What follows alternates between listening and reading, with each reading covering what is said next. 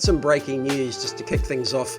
Something crossed my desk and take a look at this. This is a little hint of some news that we got in the last couple of days, and there's a guy called Greg McGarvey who's been trying a long time to build an EV in Australia. Not just build one, but ensure it's fully sourced, fully designed, fully manufactured here in Australia. He's been trying a long time. There's been a couple of versions of it. Could this humble electric van deliver a motoring revolution? German-designed, Chinese-supplied, Australian-built. Just how Australian can we make this thing?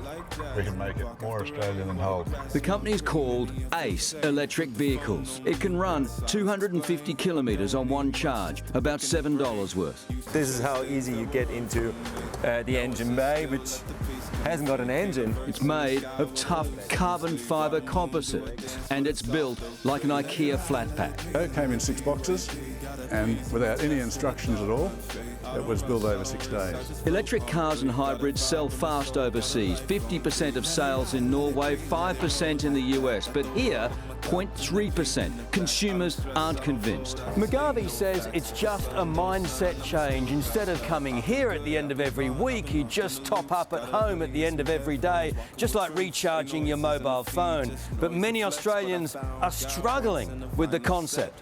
He says federal government support is needed, funding, charging stations, and maybe a facelift. It's not an attractive car. I know, but it's got a personality. You might remember a couple of weeks ago we did a feature on this Rosco, I think it's called. BYD's entrant into Japan with a K, electric K car.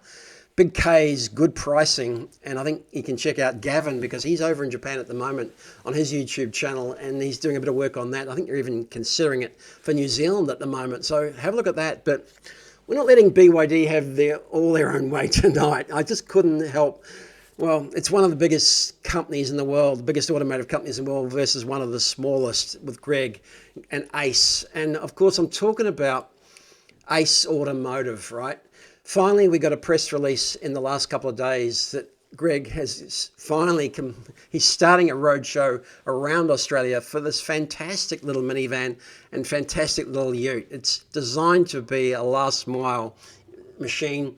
It's got a small motor, it's got a small battery, and it's a small vehicle, but it's designed just for that last mile delivery, and it's Australian made and Australian built. So what else can you ask for? I mean, I think he's done a magnificent job in the last few years. It's 33,785. It's not going to be the cheapest. It's not going to have the longest range. It's not going to have the most capacity. But it is built here, and you can buy something that's here right now, and he's started to take orders already. This is the size of it. It's a cute little thing. Just, again, that sort of K-car style, K-car size. I'm really thrilled that he's finally pulled this off. I've been following him, and I've had a couple of chats to him. He's doing a roadshow around Australia, and we'll show you some dates there, but I've caught up with Greg a couple of times, and I would love to put this on the website on Amazing EV, our own marketplace. I know it's a new vehicle, but anything I can do to support him and try and get the word out will do, because it is a beautiful little car, really cute. Not only is there the little van version, but he's also got the mini ute version as well. Let's have a look at the price on the mini ute. I haven't had a look. Same. So little workshop, and you can see some of those ones, those Daihatsus and those Suzukis. And we do know of one in the Ava family that's a Suzuki little minivan that's been converted to electric as well. It's very similar. It's K-car size, if not a little bit bigger.